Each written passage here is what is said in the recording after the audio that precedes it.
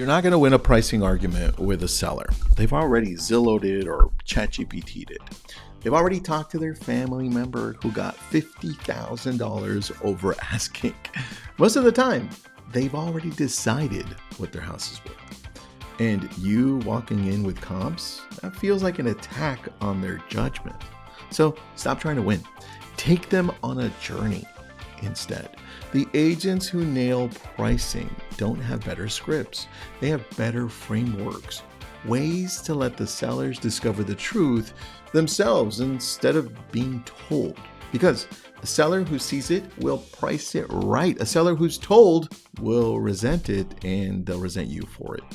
I'm going to give you 4 ways to shift the conversation from opinion to evidence, and 2 strategies for when they ignore you and you still want to list it anyway. You're going to list it high. Because sometimes the overpriced listing isn't a loss. It's a lead machine, if you know how to use it. I'm Tristan. This is Your Daily Real Estate. It's a podcast, it's a show. It goes on for 5-10 minutes every single day. I've run Lab Coat Agents now for 12 years, been an agent for 22 years, just opened up a brand new brokerage. We're going national, baby. Anyway, this is to help you out because I've gone through this and it's not always the easiest thing to talk to a seller, determine pricing, and then you have to decide, do I want to take the listing that's overpriced if they're not listening to me? So the right price conversation, let's go over that first for the better. Number 1, the neighborhood reality tour. Now, I've only done this a handful of times because sometimes the sellers don't want to do it, but I still try it. Here it is. Let me read this to you. And I have this on an outline. If you need this, message me on Instagram. I'm a little slow, so it may take me a little bit to get to you. Walk them through what's actually sold in the last 90 days, not just listed, sold. Pull up the photos together, kind of like what we normally do on your iPad, on your computer, or maybe you've printed them out. Let them see the condition, the upgrades, the lot size. Now, sometimes this takes a longer time, but it's important to set this framework. When they see that the house with the new kitchen sold for $425 and theirs has original 1990s oak or whatever it has, the conversation shifts from opinion to evidence, right? This is key. This is the one. You could also tour them around the 2 to 3 homes to show them in person what's going on. And those are the properties that are just listed. Obviously, the sold ones, you can't get in. But when you're looking at the competition now, throw them in the car or say, hey, follow me. Let's go take a look at some homes. Mr. and Mrs. Seller, listen, I'm going to go to your home. We're going to talk. And I also want to show you some homes after we're done, but not to sell them to you, to show you your competition, because my goal is to get you where you want to get to, and more importantly, to sell your home for what it's actually worth. And I know you want the most money possible. So let's go out there and see our competition. That right there works. Number 2, the days on market math. Show them what happens to homes that sit, markets that are tougher, especially going on 6 months now, which used to be the national average, right? After 21 days, buyers start asking, hey, well, wait a second, what's wrong with this property?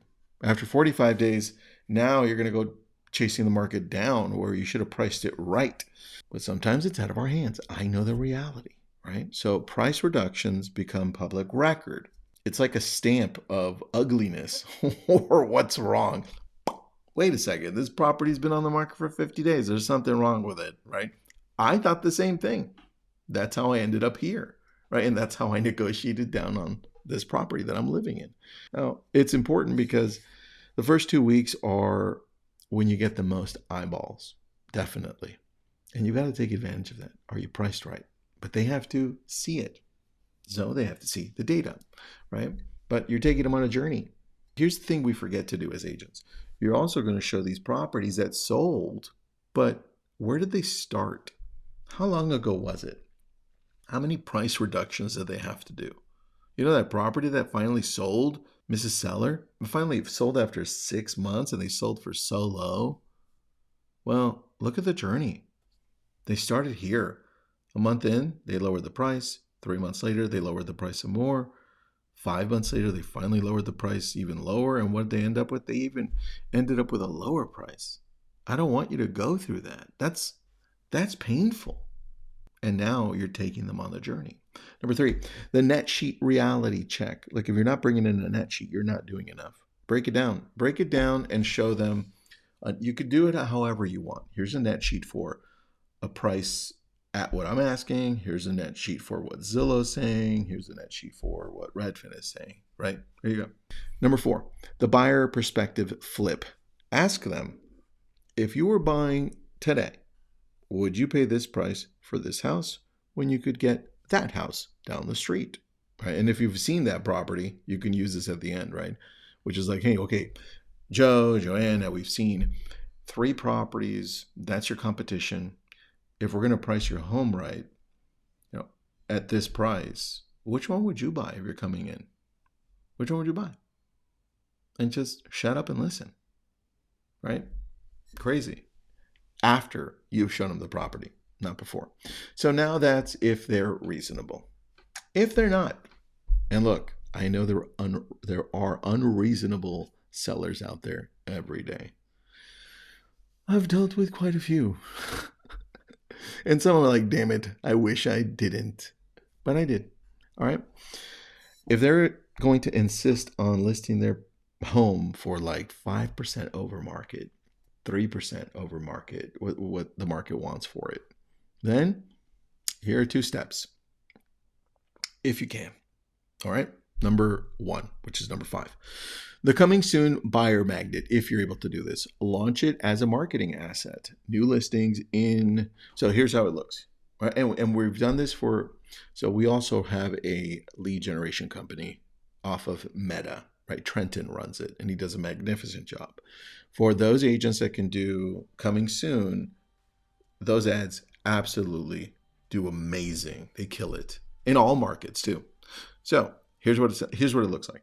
New listing in neighborhood, and whatever neighborhood that is, generates calls. Even buyers who say, that's too expensive. It's okay because the coming soon is the hook, right? The new listing thing is the key. People want what's new. People want what they can't have. So if it's a pocket, if it's coming soon, they're like, well, I want to know about it. How do I get on this list? So start creating this buyer magnet, whether it's through your newsletter, Meta ads, Google, your organic social, wherever it is, whatever your broker allows you to do.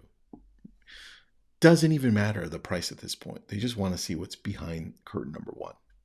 And that's what you're going to do. So buyer magnet. And number 2 for this one, overpriced one. The 14-day agreement. This doesn't always work. I would say it works not even 50% of the time. But when it works, I'm happy. Get them to commit in writing. We'll try your price for 14 days, right? And this is how I get there. At this point, they know the property, the average days on market for their property in their area is going to be, let's say, 45 days, maybe 60 days. They know the average. So if we've already taken them through that journey of price reduction, and it finally sold for even less, or maybe a little more, but after 5 price reductions, then this becomes a lot more impactful. So this is what you say. You can change the days depending on what you think is right for you. We'll try your price for 14 days. Well, we'll try the price you want, Joe. We're going to try the price for 14 days. If we don't have any serious activity, then we can revisit this together. And this is why. This protects the relationship, right? Because you're going to have communication through this whole process. Gives you a built-in price reduction because you're saying, hey, now, after, do me a favor, Joe. Let's revisit this, but and this is where only sometimes they sign it. 14 days in, 21 days in, let's have this ready to go so we don't slow down. Because the last thing I want to do, Joe, is slow down this process for you because I want to get you where you want to go. But if there has been no serious activity, let's do a price reduction of the price that I think this thing would sell for. And I think 14 days in, we don't lose too much. You still have that window where people are still going to come and see it at the right price if it doesn't work out at your price. So 14 days in, let's go instead of 450, right? Let's bring it down to 425 and sign it so we're ready to go. Now that doesn't always work, but at least you did it, you tried it. They know you're going to come back. It'll be like, hey, you know what, Tristan? Let's revisit that in 14 days then. All right, so great, let's do that. But most sellers, they come around faster if there's been no activity and you are communicating with them what's actually going on. Because sometimes you just show up 14 days later and you're like, see, I told you, but you haven't communicated with them everything that you're doing. Like, what are you doing through this process? This is also why I like the company Raise, Rayse. This is not brought to you by them, but I love them because they kind of show exactly what you do to sellers and to buyers. So they're like, oh, that's all the work that you're doing. This is great. Thank you. Anyway, that's the process. If you need this, message me on Instagram. If not, please share this with somebody you think may need this. Review this. Comment below. Give me some ideas. What am I missing? What do you do that we don't do? I'm always learning too. Have an awesome day.